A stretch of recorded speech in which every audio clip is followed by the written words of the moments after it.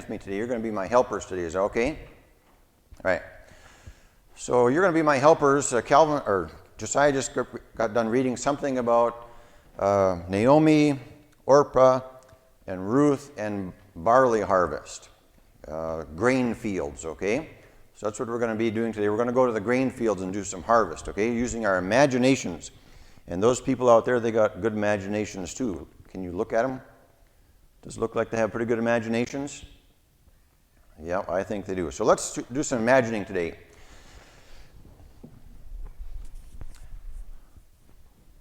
Well, good morning, young people. I'm so glad you came here today because I've been looking for some really good harvest help.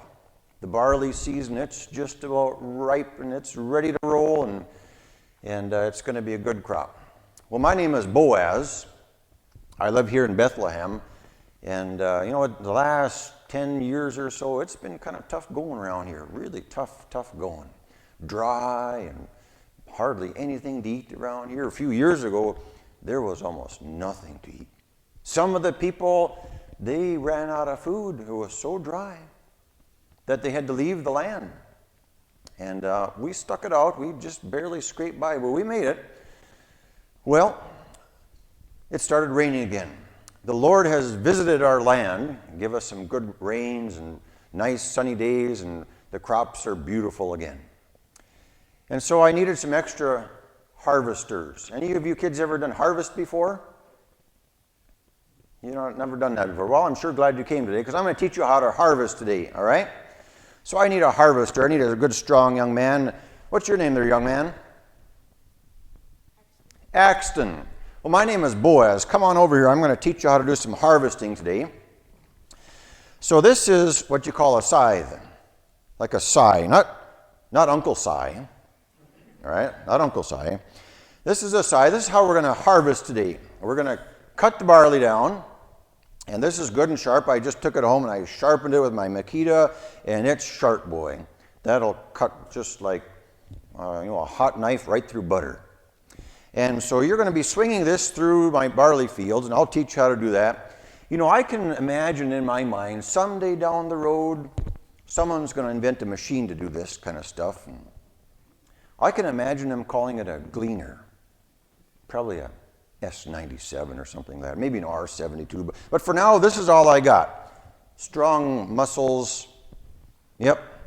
All right, so this is what you're going to do. This is called a scythe. So you swing it like this here, and you cut the barley off. So can you imagine there's a barley field out here, grain about yay high, and you're going to go in there and you're going to cut it down.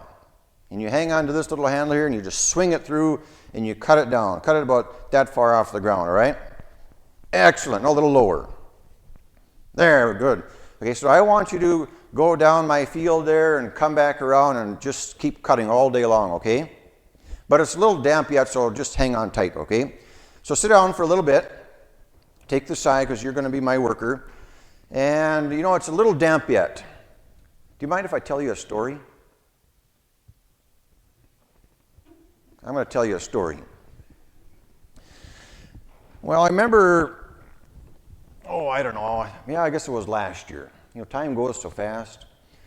Last year at harvest season, I went into town and had a coffee and donuts with this fellas in town there, and I did some business there. I'm the manager here, so I had to do a little business and check on some insurance stuff and some crop adjustment and different things like that. And so then I went back out to the fields there where my harvest workers, they were out there busy reaping away. And well, I got out there, I don't know, it was early afternoon or somewhere in that time frame, I don't know.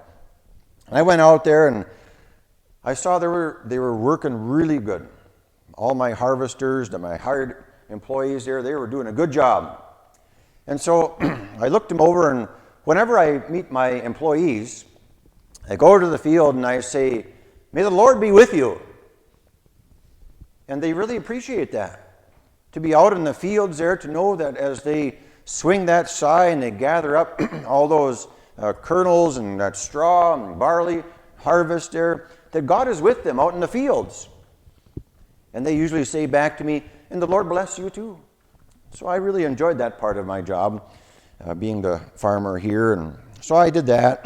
Well, then I looked them over, and they were about, I don't know, half done with the South 40 there, swinging their size away, and all the other people were gathering up the straw, and they put it in a big pile like this here and squeezed, and then they put a rope around it. So they had bundles of barley out there. Well, as I was watching them do that, I noticed way over there, kind of towards the back, after my harvesters had already gone through the field, what my harvesters would do, my people out there working, according to the law of God, we left the four corners of the fields. And sometimes we even dropped a little bit here and there, and that was okay to drop some, because we left that for poor people and people who had nothing. They lived in cardboard boxes, some of those people. And those traveling through, and they could go to the corners of the fields and help themselves. And anybody was welcome in my field. It didn't matter from what country they were, whether they were from Moab, Canada, or Mexico, or China, or France. It made no difference. They were welcome to glean in my fields, pick up the leftovers, because they were hungry. You ever get hungry? Yeah. Well, they would do that. And it was an important lesson for them to learn that even though they were poor, they still had to go out and work and pick their food. And God had provided for them. Well, I noticed way over there, kind of in the back corner, I noticed this young woman. I'd never seen her before. I didn't know who she was. So I asked my foreman, and his name was Tony. I said, Tony, who is that young woman over there picking up the scraps of barley that fell to the ground? And he said, well, that's Ruth. Her name is Ruth, and that's Naomi's daughter-in-law. Oh, that's who that is. I've heard about her. And so we talked a little bit about her, and this lady named Ruth, she came over with her mother-in-law, Naomi. And I remember it was, 10, 11, 12 years ago that Naomi and her husband Elimelech, times were hard for them. Hard times in the farming.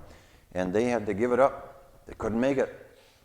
They didn't have any food to eat and couldn't pay the creditors, and things were just bad. So they had to let her go. And they had to move to another land, the land of Moab, which is way over there, long ways over there. So Elimelech, Naomi, and their two boys, they had two sons, they went over there, and they got over there, and sure enough, guess what happened? Naomi, her husband died. Just up and died, just like that. Well, after he died, then the two boys, Naomi's two sons, got married. And they married two foreign women, Moabites, because Elimelech, Naomi, and the two boys, they were Israelites. They were God's chosen people. Well, they married two ladies, these two sons, Orpah and Ruth. And they lived in the land of Moab for a span of time. And sure enough, wouldn't you know it, those two boys died. So now Naomi, her husband is dead, her son is dead, and her other son is also dead. Just like that. Well, now she was left with two daughters-in-law. And Naomi, she heard that times were getting better back in her homeland in Bethlehem, Judah. The Lord had visited his people again. And so Naomi, she decided to go back. She was going to go way back to Bethlehem, to where she started. And so she took off down the road, and she was walking along the road, and her two daughters-in-law, they were following her down the road. And she stopped them and said, wait a minute now. This has been a bitter pill for me to swallow. I came here to Moab full. I had a husband. I had two sons. Now I'm going back to the land of Bethlehem empty-handed. I've lost everything. I have nothing to offer you. That's how poor I am. I can't offer you any more sons, nothing. I can do nothing for you. I have nothing to offer you. Go back home to Moab. Go back to your mom and dad, and go back to the gods of Moab. And they started crying. These three ladies, have you ever seen three ladies cry together? Oh, it was really something. They were just crying and crying and crying. Well, Orpah, she decided to go back to the gods of Moab, but not Ruth. She went over to her mother-in-law and she gave her a great big bear hug. Do your moms and dads ever give you a big hug? Give you a big hug and they just hang on because they love you so much. and Ruth clung to her mother-in-law, and she said to her mother-in-law, don't urge me to go back. I'm not going back to Moab. I'm going with you to Bethlehem. And Ruth said, your people will be my people. I want to be an Israelite like you. They're going to be my people. And Ruth also said, where you go, I'm going to go. And if you live in a cardboard box, make sure it's big enough for two of us, because I'm staying with you. And then Ruth said, your God, Yahweh, will be my God. I'm not going back to the gods of Moab. Even though your God has taken your two boys and your son away, and you feel empty, and you feel like life is just bitter and miserable to you, I'm still following your God.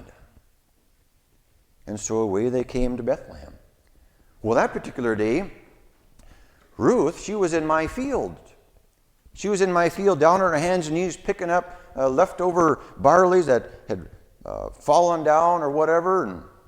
And she was out there picking away. And was it Axton? Was that your name? Axton, could you come over here and show us how you can do some harvesting there?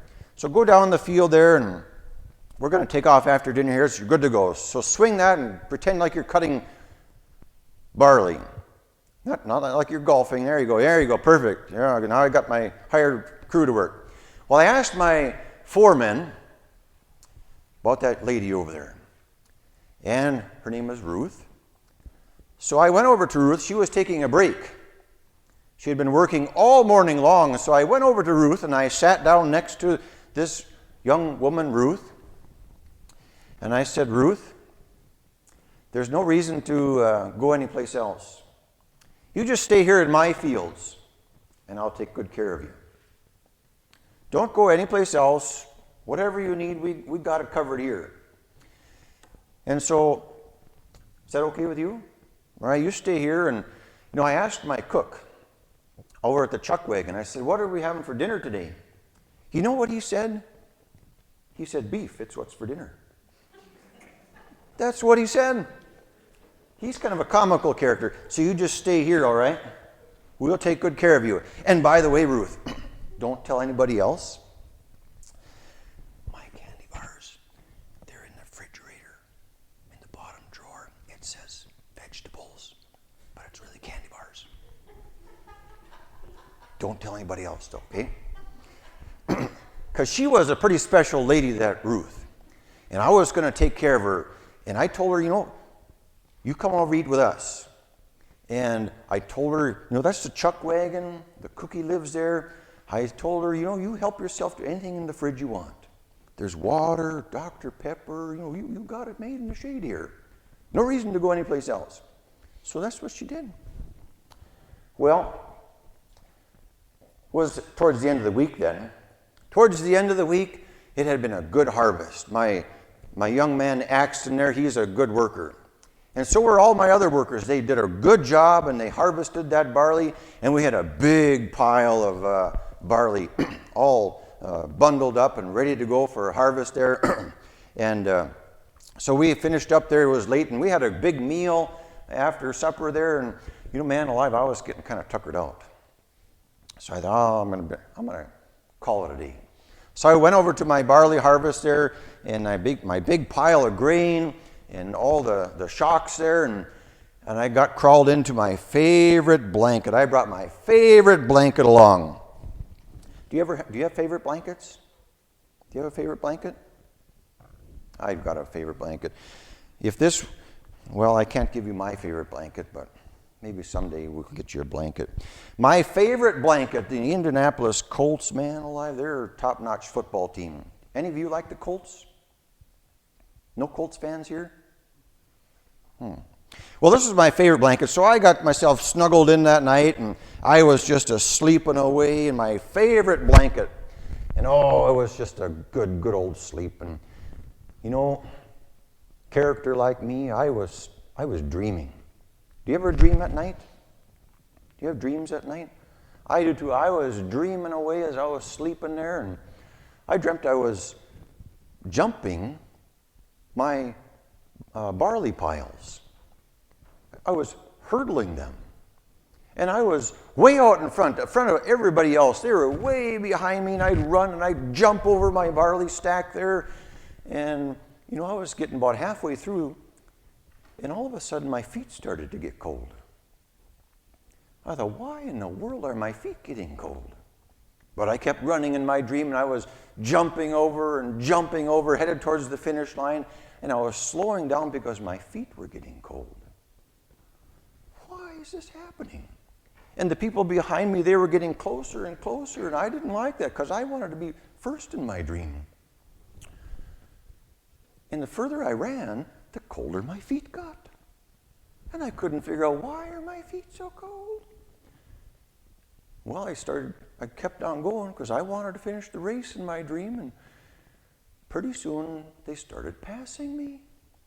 They started jumping past me, and they were even waving to me, laughing when they jumped by. Oh, man alive, this is looking bad. Finally, my feet were just really, really cold. Boom! I jumped out of bed, and oh, man alive, here was a woman down by my feet.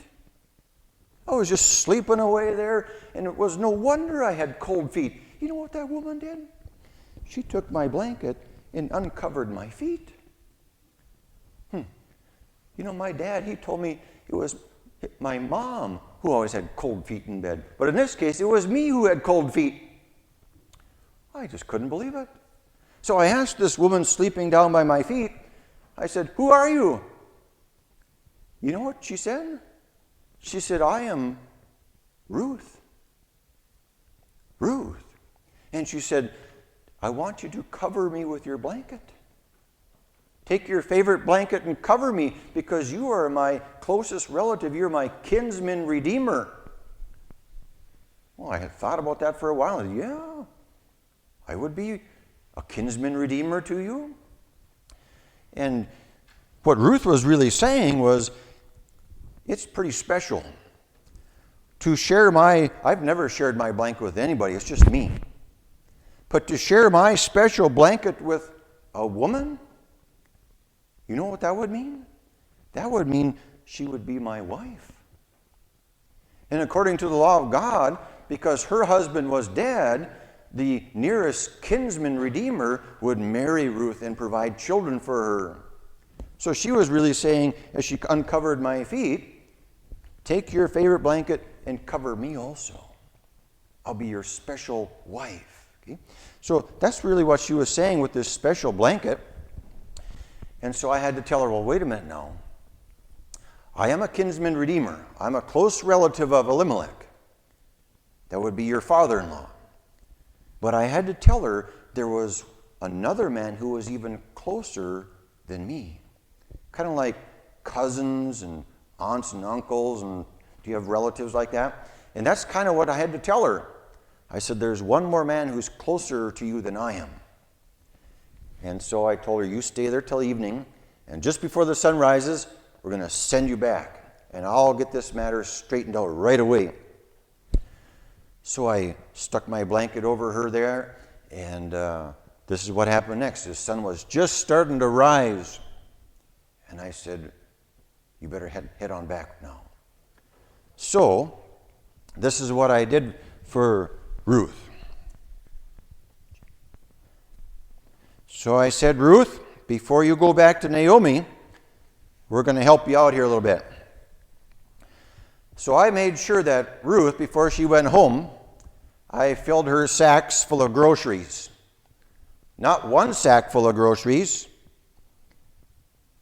Not 2 sacks full of groceries. Not 3. Not 4. Not 5. But 6 sacks of groceries.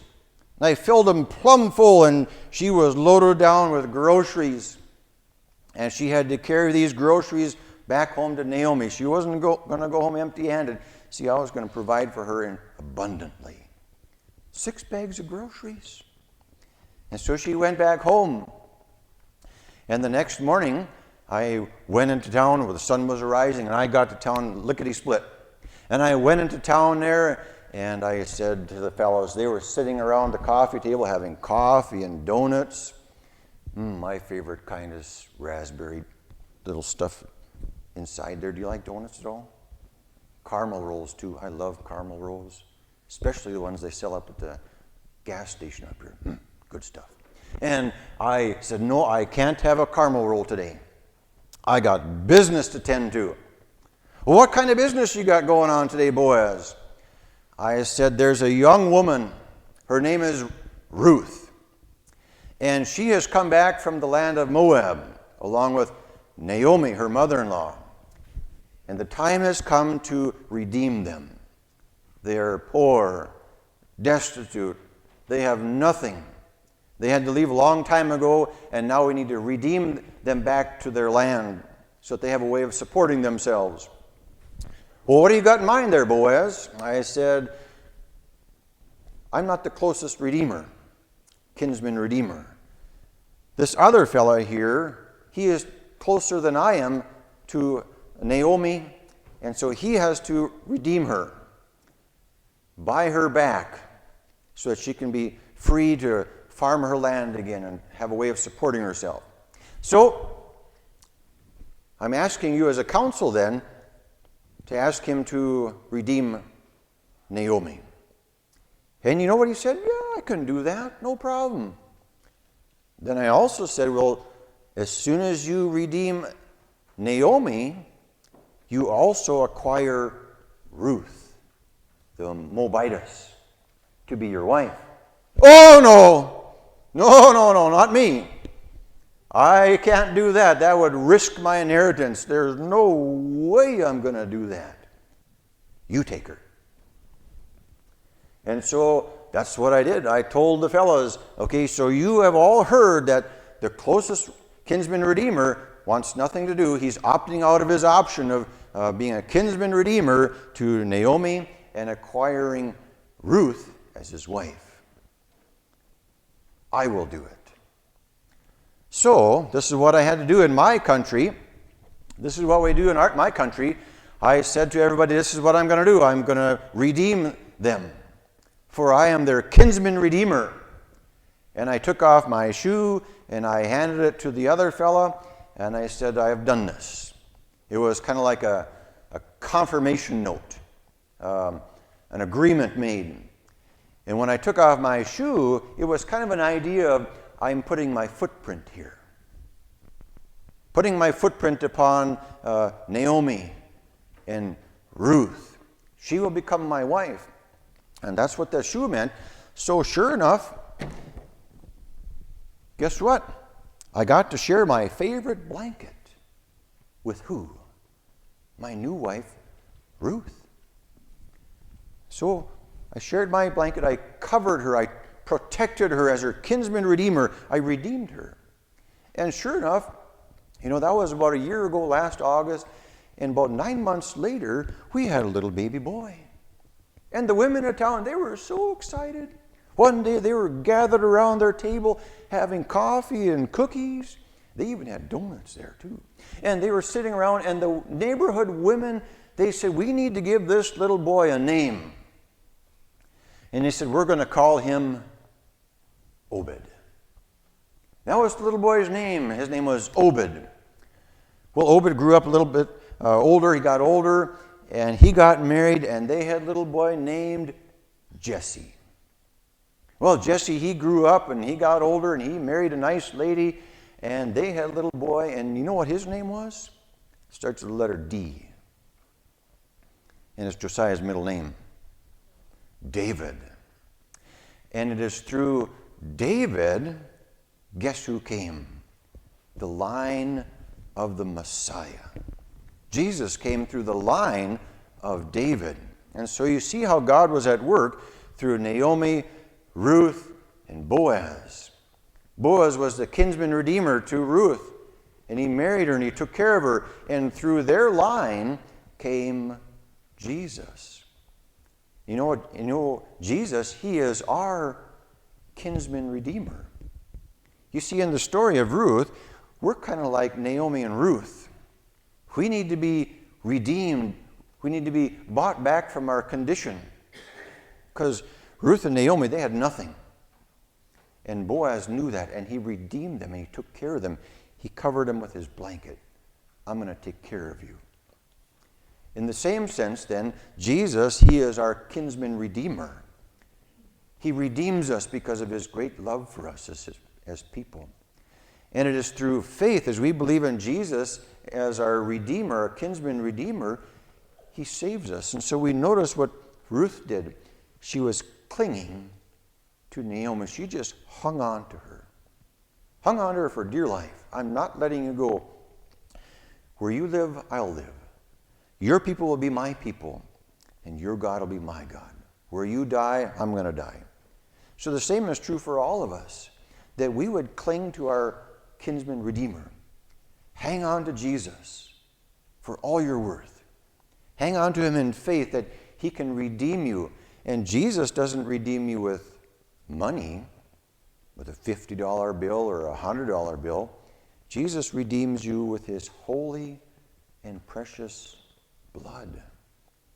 And believing in that, he saves us. And so that when you hear the story of Ruth, that's the main point of it. There's a lot of practical applications out of there, but the main thing is this is the story of how Jesus came. The story of our kinsman redeemer who saved us with his holy and precious blood. So thank you, Lord, for the day. Thank you for teaching us a little bit about Ruth today, about Jesus. He is our kinsman redeemer. You redeemed us from this living in a land of poverty. Lord, that you redeemed us out of that, called us out of it, protected us, called us your own. All made possible because of your love for us and your going to the cross and dying for us. And Lord, we believe that. We trust you, Lord. In Jesus' name I pray. Amen. So thanks for coming up today, and I'll share my special stash of candy with you, all right? Remember, it's in the refrigerator underneath the carrots, all right? Thank you for helping.